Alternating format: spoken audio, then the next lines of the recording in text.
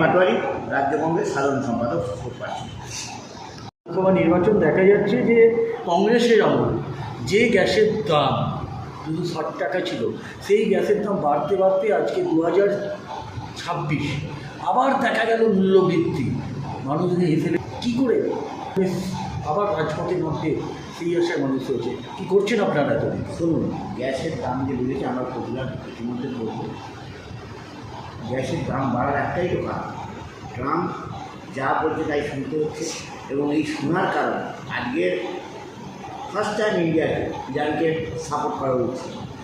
তা না করার ফলে যা যা ঘটনা ঘটা, গ্যাসের দাম বাড়বে, তেলের দাম বাড়বে, সাধারণ দ্রব্যমূল্যের হাই হবে, আরও হাই হয়ে যাবে। কারণ একটাই, কারণ যখনই তেলের দাম বাড়বে তখনই অটোমেটিক্যালি গাড়ির ভাড়া বাড়বে, অন্য দ্রব্যের ভাড়া বাড়বে, সঙ্গে সঙ্গে সমস্ত দ্রব্যের হাই প্রাইস হয়ে যাবে। এর একমাত্র কারণ ট্রাম্পের দাদাগিরি, সেটা মেনে নিয়েছেন। আমাদের দুঃখ হয়, আমাদের ভারতবর্ষের প্রধানমন্ত্রী, তিনি 140 কোটি মানুষের নেতা, তিনি বলেন বিশ্ব গুরু, তিনি আজকে ট্রাম্পের কাছে একেবারে মাথা নত করে ফেলেছেন এবং আদানি আম্বানির ব্যবসা বাঁচাতে গিয়ে। তার ফলে আজকের এই দুর্ভোগ। কংগ্রেস যখন ক্ষমতা থেকে সরে যায় 2014 সাল, তখন 250 টাকা গ্যাসের দাম ছিল। তখন গ্যাসে সারা বিশ্বে আমরা জানতাম অপরিশোধিত তেলের ব্যারেল করে দাম বৃদ্ধি হলো, কিন্তু ভারতবর্ষে তেলের দাম বাড়েনি। যখন কমতে শুরু করলো সারা বিশ্বে, তখন হু করে তেল এবং গ্যাসের দাম বাড়লো। আজকে রেখে দাঁড়িয়েছে 1100 টাকা। আমরা রান্নার গ্যাস কিনছি 1100 টাকা প্রায় কাছাকাছি।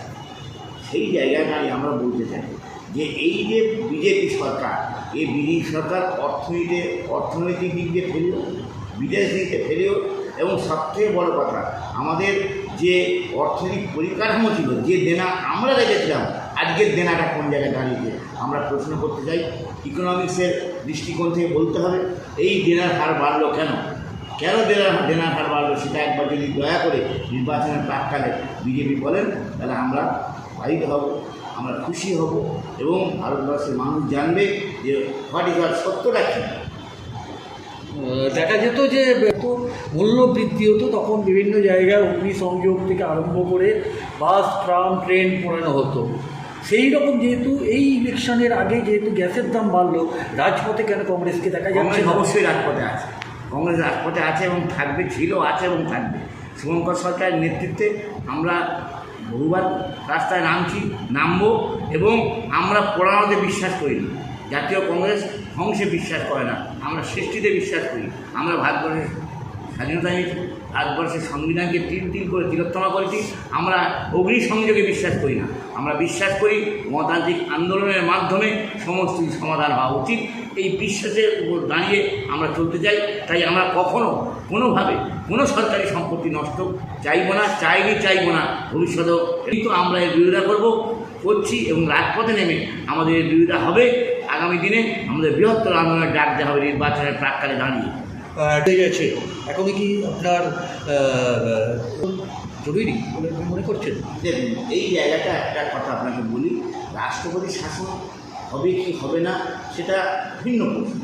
এই প্রেক্ষাপটটা মনে হয় এই জায়গায় নেই। আমার আর একটা কথা, সেটা গণতান্ত্রিক দেশে রাষ্ট্রপতি শাসন হোক, এটা আমরা কখনোই চাই না। আমি একজন গণতান্ত্রিক মানুষ, রাষ্ট্রপতি শাসন আমরা কখনোই চাই না। কিন্তু পরিস্থিতি দিকে গড়াচ্ছে, পরিস্থিতিটা ভালো নয়। এই পরিস্থিতি মোকাবিলা করা দরকার ইমিডিয়েট কেন্দ্রীয় সরকার, ইমিডিয়েট। বিশ্বযুদ্ধ বাঁধবে কিনা যাই না, কিন্তু পরিস্থিতি এমন জায়গায় দাঁড়িয়েছে, দুটো ভাগ হয়ে গেছে, সারা বিশ্ব দুটো ভাগ হয়ে গেছে। এবং আমরা চাইব, গান্ধীজি সারা জীবন চেয়েছেন যুদ্ধ নয় শান্তি চাই, আমরাও চাই শান্তি আসুক, যুদ্ধ বন্ধ। যুদ্ধ মানুষকে কখনো ভালো করে না, কোনো দেশকে যুদ্ধ ভালো করেনি, কখনো কোনো যুদ্ধ ভালো করেনি। তাই যুদ্ধ বন্ধ হোক চাই, এবং বিশ্বযুদ্ধ না হোক আসুক চাই। কিন্তু পরিস্থিতি যে জায়গায় দাঁড়িয়েছে, সেই ক্রুশিয়াল একটা টাইম, একটা মুহূর্ত, এই মুহূর্তটা ওভারকাম করা উচিত। সারা বিশ্বের নেতার ভাবা উচিত, আমাদের বিশ্বগুরুর অনেক বেশি করে ভাবা উচিত। যিনি 56 ছাত্রী নিয়ে ঘুরে বেড়াচ্ছেন, সারা বিশ্বের নাকি গুরু হয়ে গেছেন, তার এই দেশের এই হাল হলো কেন? তিনি তার ওই ক্ষেত্রে আগে দেখুন, ভোট হচ্ছে না, পশ্চিমবঙ্গে ভোট হয়নি, এতবার লুটে নেওয়া হয়েছে, ব্যালট গিলে খাওয়া হয়েছে, পঞ্চায়েতের ব্যালট গিলে খাওয়া হয়েছে, ভোট দিতে দেওয়া হয়নি। যদি স্বচ্ছ ভোট হয়, 26-এ আমরা দায়িত্ব নিয়ে বলছি, যে বাংলায় আজকে দুটো জিনিস তৈরি হয়েছে, ডাঙায় বাঘ জলে তুমি, একদিকে বিজেপি আরেকদিকে তৃণমূল, এরা বাইনারি পলিটিক্স করছে। বাংলার মানুষ যদি স্বচ্ছ ভোট দেওয়ার সুযোগ পায়, জাতীয় কংগ্রেস তার হিত গৌরব ফেরত পাবে, এটা আমাদের বিশ্বাস। তাহলে কি মনে করছেন যদি তাহলে তো আপনার রাষ্ট্রপতি শাসন করে না, ওটার তো মনে হয় আমরা শুনি, ফেয়ার ভোট হবে বলে মনে হয়। রাষ্ট্রপতি শাসন চাওয়াটা অন্য জিনিস, পরিস্থিতি তৈরি হলে আপনার রাজনীতি একটা সম্ভাবনা শিল্প, প্রথমে কিছু বলা যায় না, একটা সম্ভাবনাময় শিল্প। কিন্তু আমরা চাই যে গণতান্ত্রিক বন্দোবস্তে স্বচ্ছ ভোটটা হোক, নিরপেক্ষ ভোটটা হোক। স্বচ্ছ ভোট যদি বাংলার মানুষ দিতে পারে, তাহলে no BJP no Trinamool, Congress অনেক তার হিত গৌরব ফিরে পাবে, এটা সবাই বিশ্বাস করে। এবার তো কংগ্রেস হচ্ছে, হ্যাঁ। আপনার কি মনে করছেন বাম আপনাদেরকে এবারে ভোট দেবে কি বাম আমরা আপনার কারো আশা করি না। জাতীয় কংগ্রেস সারা ভারতবর্ষের দল, আমরা স্বাধীনতা সংগ্রাম করে ভারতবর্ষ স্বাধীনতা এনেছি, আমরা কারোর উপর নির্ভর করি না। জাতীয় কংগ্রেস মনে করে পশ্চিমবাংলা 294 সিটে মাথা উঁচু করে লড়াই করার জায়গায় আমরা আছি, এবং আমরা এই লড়াইয়ে আমাদের হিত গৌরব ফিরে পাবো, এটা আমাদের বিশ্বাস, আমাদের আস্থা। বাংলার মানুষ আমাদের আশীর্বাদ করবে। শুধু ওনারা একেলা লড়ছে। আর তৃণমূল বাইনারি পলিটিক্স করছে, এটা আগেও বলি যে এখন ব্যাক টু পয়েন্ট। বিজেপির 23টা বিলে তৃণমূল বিরোধী পার্টি সমর্থন করেছে। লাস্ট যখন রাহুল গান্ধী বললেন যে আমি স্পিকারের বিরুদ্ধে অনাস্থা সই করেনি, কিন্তু পরে পরিস্থিতির চাপে পড়ে আজকে মমতা ব্যানার্জি বলেছে রাস্তায় দাঁড়িয়ে যে আমি আমার দল সমর্থন করবে। আমরা তো সবাই জানি যে মমতা ব্যানার্জি, তৃণমূল আর বিজেপি, এই তৃণমূল বিজেপিকে হাত ধরে পশ্চিমবাংলার মাইজেন্সের ঐতিহাসিক সত্য, এবং ইনি বিজেপির কেন্দ্রীয় মন্ত্রী হলেন, কখনো কয়লা কখনো রেল, অস্বীকার করতে পারবে না, এটা ঐতিহাসিক সত্য। ইতিহাস যেমন সত্য, এটাও সত্য। তাই আজকে বিজেপি আর তৃণমূল এখানে বাইনারি পলিটিক্স করছে। কেন 23টা বিলে করা হলো না, বিরোধিতা করা হলো না? কেন এমপিরা বেরিয়ে গেলেন? কেন দেবের মতো এমপি, শতাব্দীর মতো এমপিরা বেরিয়ে চলে গেলেন যখন মোটামুটি হয়? তাহলে তৃণমূলে যোগ দিচ্ছে না না, এখন আর কংগ্রেসের যে ভুল হচ্ছে বিভিন্ন জায়গায় এবং সিপিএম ছেড়ে তৃণমূলে যোগদান না না না, করছে, আমরা মুর্শিদাবাদে করেছে। গতকাল এখানে আমাদের এখানে দক্ষিণ উত্তর চব্বিশ পরগনাতে এই জায়গায় দাঁড়িয়ে আপনারা নিশ্চয়ই দেখেছেন, নিশ্চয়ই পেয়েছেন সেটা, যে কংগ্রেসে জয়েন করেছে। এটা ঠিক বললেন না, আমার মনে হয় ঠিক হলো না, সত্যি বলে দাঁড়ানো হলো। আমার নেতৃত্বে মগরহাটে আপনার ছবি পেয়েছিলেন যে বহু তৃণমূলের প্রধান, তৃণমূলের পঞ্চায়েত সমিতির চেয়ারম্যান অতীতে, এবং তৃণমূলের দুবারের প্রধান, তৃণমূলের অঞ্চল সভাপতি, আমার কাছে ফটো আছে, আমি ফটো দিয়েছিলাম, সবাই মগরহাটে যোগ দিয়েছে। বিভিন্ন জায়গায়, শুধু মগরহাট না, উত্তর চব্বিশ পরগনা, মগরহাট, দক্ষিণে অন্যান্য জায়গায়, সারা পশ্চিমবাংলায় এখন তৃণমূল থেকে কংগ্রেস অনেকই আছে, বেরোয় উন্নত এসেছে। কী বলবেন? আচ্ছা, দেখা যাচ্ছে বসে আছেন এসআইআর নিয়ে, আপনার যে দেখা যাচ্ছে। কে বলেছে? আমরা তো সি অফিসে সেদিন আন্দোলন করে এলাম দিদির আগেই যখন 60 লক্ষ বাদ পড়ে গেল, আমরা সিও অফিসের সামনেই আন্দোলন করে এলাম।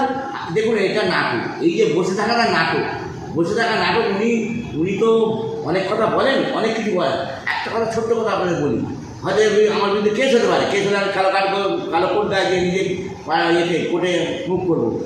52 সাল, সিন্স 1952 ডক্টর বিসি রয় থেকে শুরু করে আজকে 2026 মমতা ব্যানার্জি যারা মুখ্যমন্ত্রী হয়েছেন, যদি একটা প্যানেল করা হয় এবং যদি বলা হয় এই প্যানেলে সবথেকে কম সময় বেশি মিথ্যে কথা বলা, বেশি সত্যের অপলাপ করা, সত্যের দিকে পিছন ধরে দাঁড়ানো মুখ্যমন্ত্রীর নাম কি, তাহলে মমতা ব্যানার্জির নামটাই ঠেকাটা ঠিক করবো। আজ পর্যন্ত যত মুখ্যমন্ত্রী এসেছে, এত সত্যের অপলাপ, এত মিথ্যে কথা বলা, এত সত্যের দিকে পিছন ধরে দাঁড়ানো আর কোনো মুখ্যমন্ত্রী আসেননি। উনি ওনার কাগজ ছিঁড়ে ফেলেন, দেখা গেল ওনার ভাইপার উনি প্রথমেই সে তার কাগজ জমা দিন। এই যে আজকের রাস্তা দাঁড়িয়ে, এটা নাটক, এটা একদম নাটক। এই নাটক বাংলার মানুষ বুঝে যায়, তা যদি হতো তাহলে বিজেপি যদি মনে করতো তৃণমূলকে সরিয়ে হবে, তারা ইতিমধ্যে অনেকেই অ্যারেস্ট হয়ে যেতেন। আমি নাম বলতে চাই না, অনেক বড় না, তৃণমূলের যদি সরে যায়। বিজেপি জানে যে এখানকে যে অপরাধ যে দল, যে সংগঠন যারা আছে, এদের দিয়ে বাংলা চলবে না, জানে যে তারা বিপদে পড়লে তৃণমূল তাদের সমর্থন করবে।